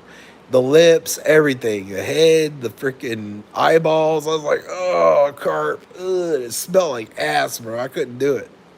The old Haitian dude was just sitting there with his brothers eating the shit out of it, dude. Pulling out like little freaking pieces of bread, sticking it on bread. I was like, I can't do it, bro. I can't. I gotta walk away. It's like, what, man? This is lunch, man. In some countries, they would kill each other for a mouthful of this shit, man. I was like, nah, I pass. I got my own lunch, buddy. It's fine. No disrespect. I'm sure it's good. They always trying to get me to eat trash fish. So I couldn't do it, dude. Gar. I mean, gar's okay. I've eaten grilled gar, but, man, I could not eat the catfish or none of that shit, bro. And they were more than happy to take it off my hands. I was like, here you go. I remember one time, man, I caught this giant saltwater catfish, man. And I was using, like, cut mullet. And I was trying to catch redfish, Philip and Sam and Calvin came with him. Because it was Philip was his dad. And Philip Jr., and then you had his brothers, all of them. They load up in the back of a carpenter van. We'd all load up in the van, and just go fishing, And we just load up in the back of a carpenter van. I used to like going fishing with them because they were fun to, go fishing with because, they were like real fishermen, dude. They didn't give a fuck. They didn't complain about nothing. You just go straight out and go fishing with them, you know what I mean? The only thing about being, fishing with them was you had to give them everything. They didn't want to throw nothing back. I was a big time, believer of throwing certain fish back, But, I mean, they took fish within, like, legal size limits and shit, But, they were always making shore lunch every time we get done fishing and shit, you know what I mean? I couldn't I couldn't eat the trash fish, bro. They was eating Plecos. They were eating anything they caught. I mean, they were eating armored catfish, dude. I'm not lying. They were pulling these like armored catfish in called Plecos, and they were just cutting them up, like taking a hammer and a knife and just splitting them in half and like pulling the meat out of them and shit and eating them. I was like, oh my god. We was catching pacus and all kinds of weird shit around this like, spillway where I used to go fishing all the time. I was just there trying to catch crappie and some bluegill and stuff because the little spillway had like a little walkway you go up and down the spillway, but it's really close to the Everglades. And we'd all pitch in for gas money and stuff because we always just love going fishing in the Everglades, dude. And I was loading up on Oscars and Plecos and fucking, I was catching everything but what I was going after, basically. And caught a bunch of Oscars, caught a bunch of cichlids, caught a bunch of freaking, what was those damn things? Tilapias. And I just didn't eat them because they were like, you know, as an American mentality, you don't eat like trash fish like that. But them Haitian dudes, I put them on a stringer. I just gave them to the Haitian dudes. He's like, you catch more fish than my own boys do, man. You do good, man. I mean, I got a whole cooler full of shit. I could go home right now. You know what I mean? I mean, anything that swam, they ate. Plecos, they ate fucking, man, what else did they eat? Tilapia, peacock bass. Now, I did like eating peacock bass. That shit was pretty good. You get a good enough size one. Snakeheads. I was catching a shitload of snakeheads that day. And we just loaded that freezer up, that cooler up with like exotic species of fish. I was catching bullseye, snakeheads, Oscars, Plecos, Pacus.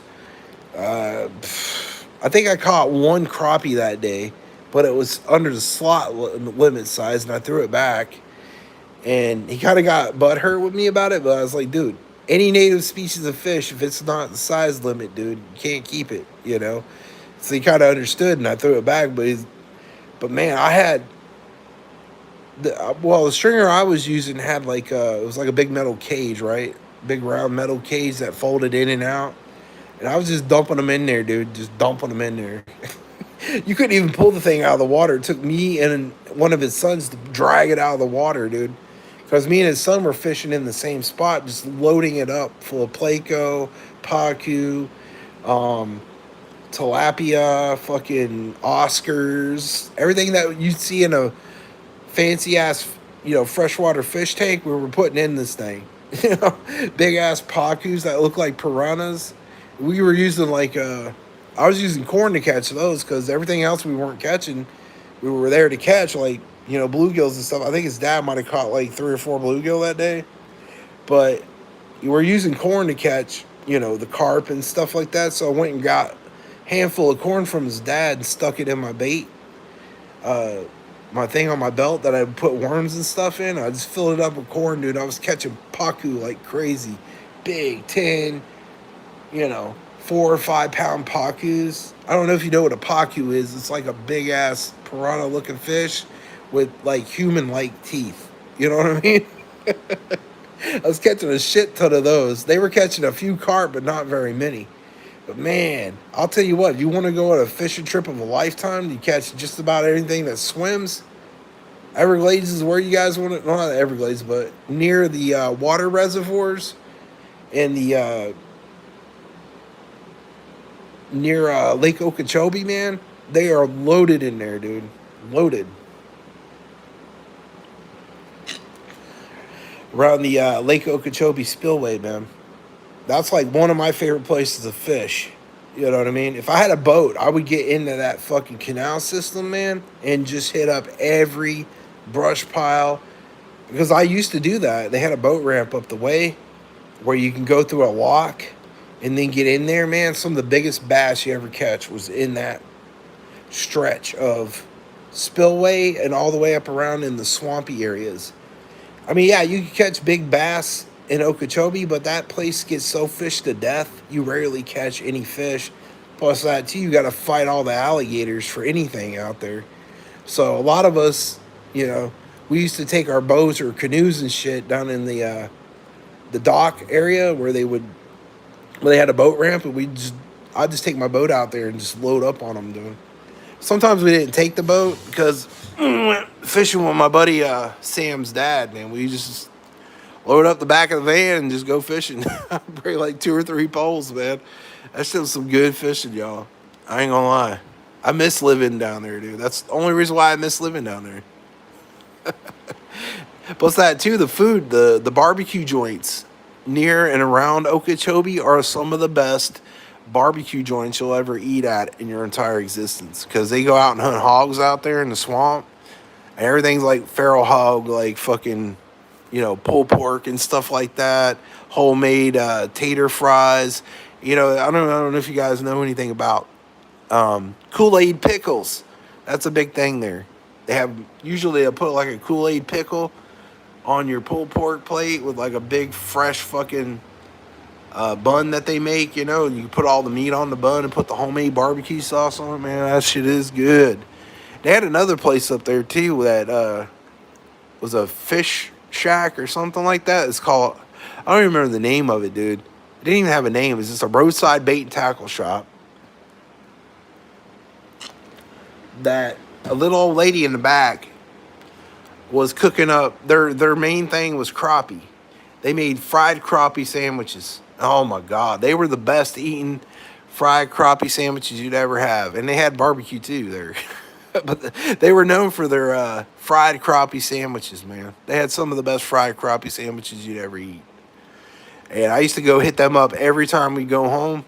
Either one of those barbecue joints or that bait and tackle shop that we used to go in and get bait or whatever we were wanting that day. And we would just get fried crappie sandwiches. I think they were like $1 a piece. I don't know what they're going for now, or even if it's even open now. This is like decades ago. I don't know. I'd say about 25, 26 years ago. When I went to that place, maybe less, around 20-ish something years ago.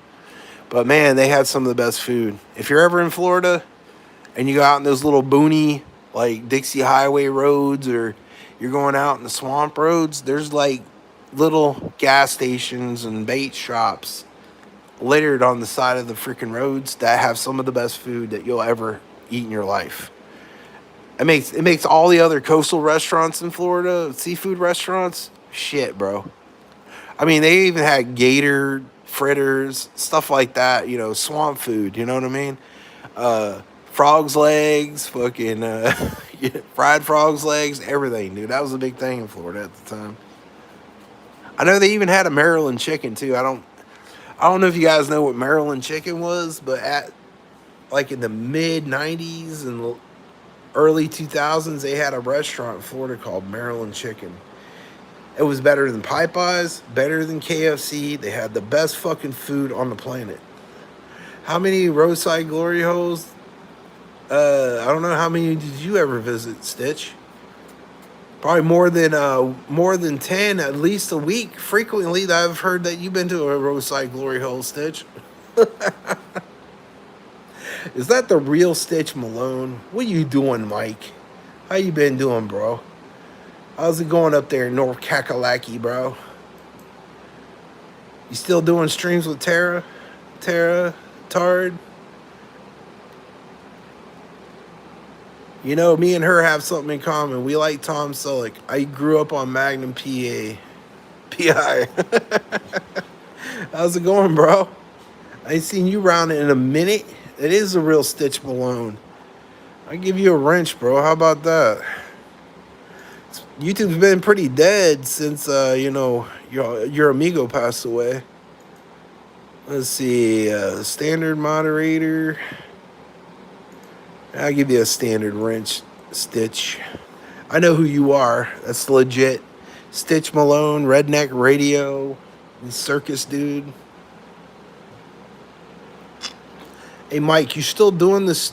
You still doing the circus shit, or are you done with that? Or did that guy, I forget his name. What was his name? The guy with the glasses and shit. I don't remember the dude's name. What was his name? The one that was from the Angry Grandpa community, the guys you used to fight with all the time. He had a thing against Guest Mob and all that shit. What was his name? Fuck, what was his name? I mean, I like Isaac. He's a funny bastard, but what was that guy's name? He had glasses and a bald head. He looked like a bat, like the bad version of fucking Lex Luthor. You know the guy I'm talking about? What was his name? Fuck, if he came in my chat, I wouldn't even know. We've been on a break because Tara is getting married this month. I thought she was already married, bro. I thought she was married to Tom Selleck. Why was she getting remarried or something? I know it's like a tradition, dude. Oh yeah, Steve Billings. Yeah, that's who it was. Trying to think of the dude, bro. I couldn't even remember the guy's name. You just came in early, Cassie. Zig. Yeah, I said hi to you earlier when you came in. But yeah, nice try. Thanks. Come again. Yeah, Steve Billings. That's who I was thinking of. I don't really go over and watch the guy or anything, but yeah, he's a nice guy. I don't got no issues with him. So she's getting remarried, Mike? Hell yeah. Same dude or a different dude? What's up with Tom Selleck? I thought she was so proud of Tom Selleck. You did? Really? Okay, thank you. I appreciate it. You don't have to subscribe to me if you don't want to, bro. I don't get hung up about, subscribe, like, and share, and subscribe. I do for my videos, but, it is what it is. I like just talking to people, I just can't see very good because of my dyslexia. My eyeballs are all fucking watery and sore from freaking my contact lenses and my allergies. No, her and Tom were never legally married. Also, they're getting married. Okay, so that was her boyfriend, right? Oh, okay. I didn't know that. I thought they were married. So they're making it official.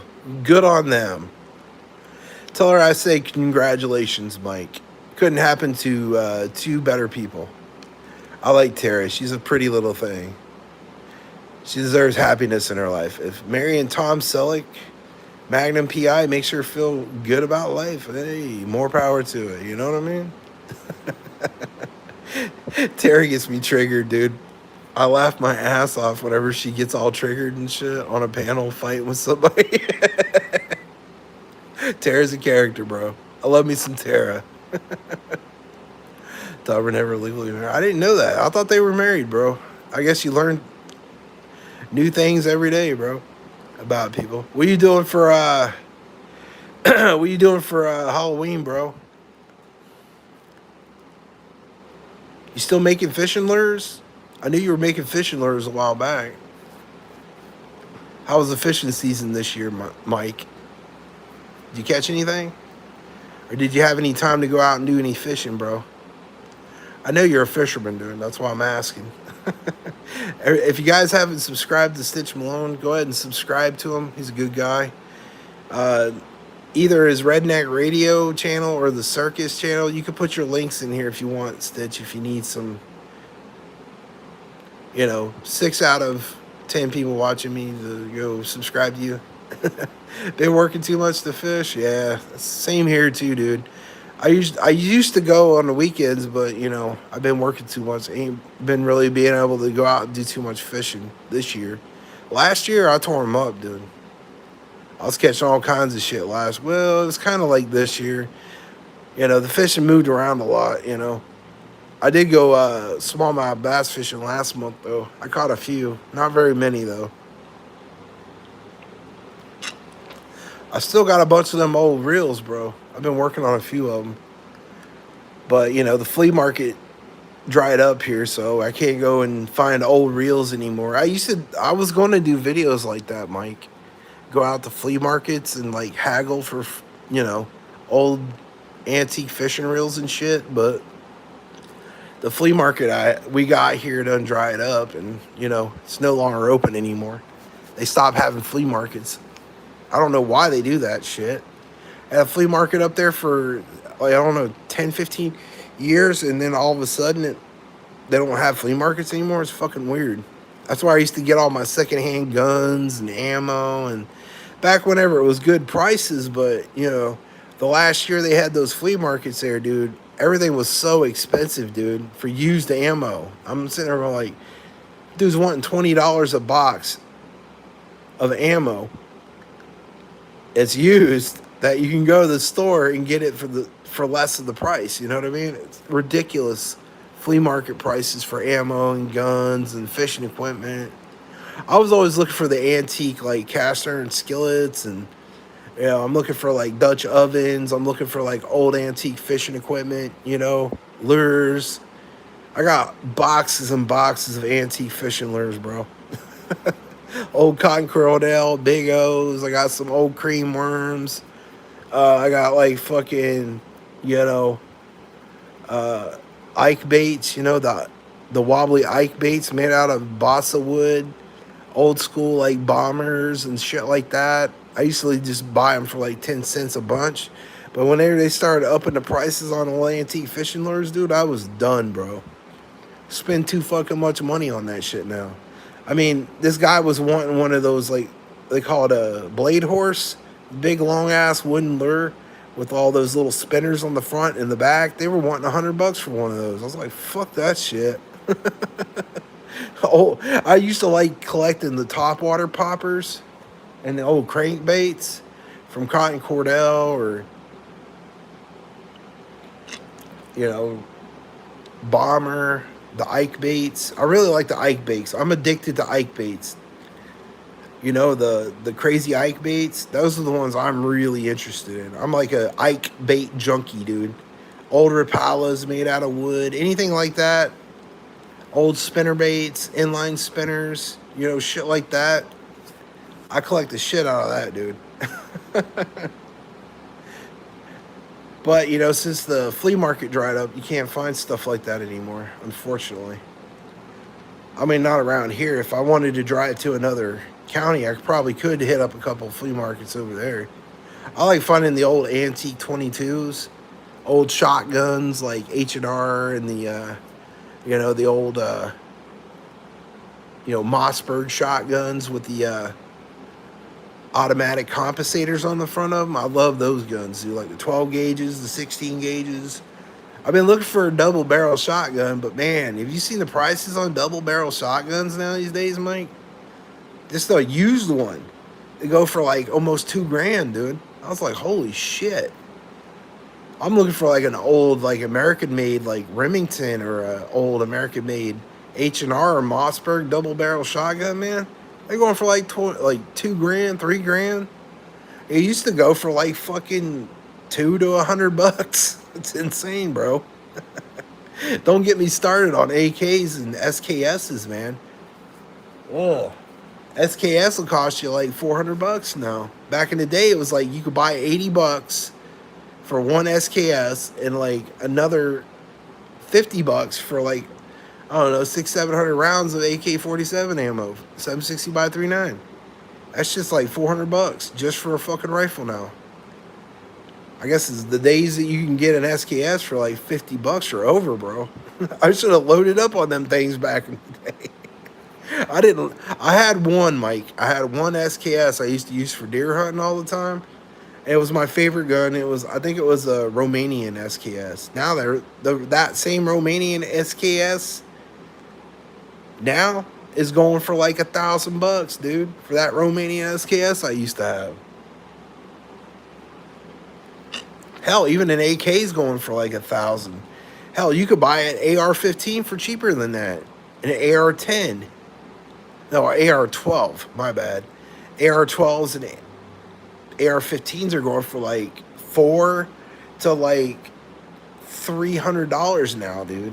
It's actually cheaper to buy an Armalite or a Stag Arms or M16 than it is to buy an AK, dude. AKs are unbelievable how much they cost now. I guess it's like the posh man's gun. It's like a dick measuring contest. You know what I mean, bro? I just swear away from AKs from here on out, dude.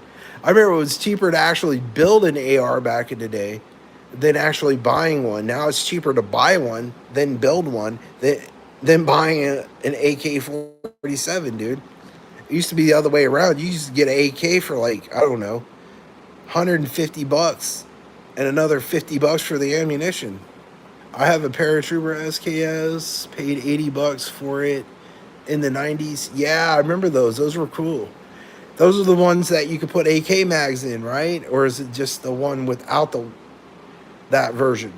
Because I know there was two different versions. There was the paratrooper one that you could put AK mags in it, and there was just the regular paratrooper version that had the standard 20 round box magazine. Which one do you got? Because the one with the AK mags are rare, and they're worth more money. I still got my old Colt Woodsman 22 handgun, bro. I got like two of them.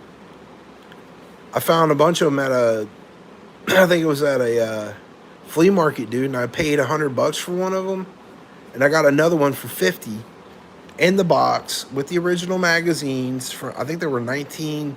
One was from 1970, and the other one was like from 1954.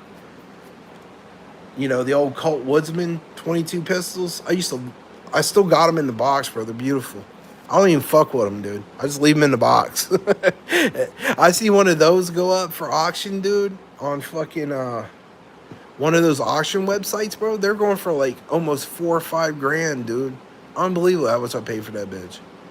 Just the standard paratrooper. Okay, so you got the one with the 20 round box mag. Yeah, those are still good and highly collectible. I had the one with the AK mag in it, bro. I had a hard time,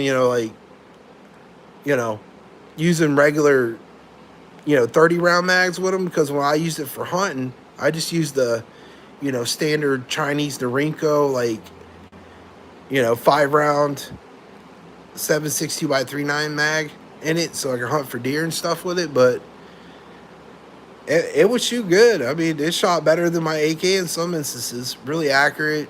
A little bit more heavier than the AKs that I had at the time, because I had one of those Finish AKs, and I had a IWI AK, and I think I had a Daewoo AK at one time, and I had another one. What was the other one? I think it was I still got the Romanian though, but the other ones I sold off, which I'm kicking myself now for selling my Daewoo and my IWI AK and my Finish AK. Those are worth like I could get at least 10 grand for each one of those now, dude, if I had them still, dude. I should have never sold them, dude, but I sold them because I wanted to get something smaller. I wanted to get a deer rifle, so I ended up trading it for I think it was a bar, a Browning bar. I think it was a 306. I traded it for the Daewoo, and I traded the Finish one for a bar. But I'm kicking myself now because those two AKs are worth twice the amount of that stupid Browning bar I traded them for. I'm kicking myself, bro.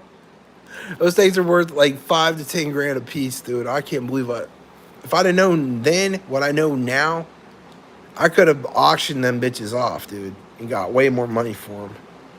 But, stupid, I guess, because back then AKs weren't worth that much, They were a dime a dozen. Nobody was giving shit for them, really. I think you can get a whole ass AK for $150 with 2 magazines and a box of ammo for another $50. So you're like $200 in. You can get yourself a Chinese. Even the the Norincos, the Norinco AKs, they go for like fucking I think about $1,800, dude.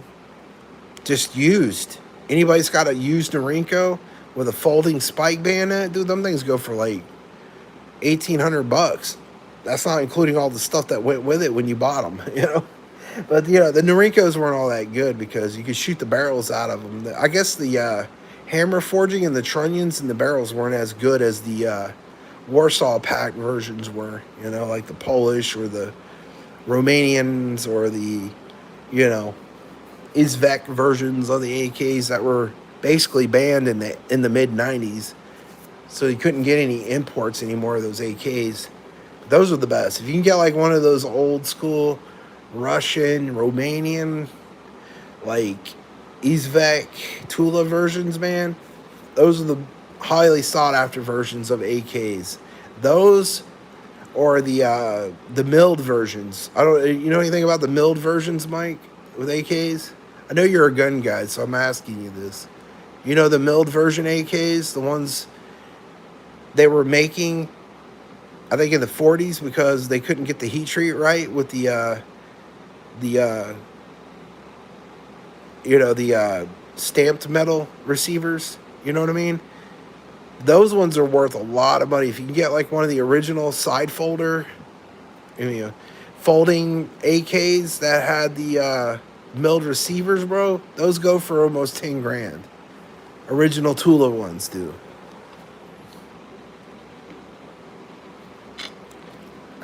Yeah, the Rust back in the day, you could get them for about that, dude.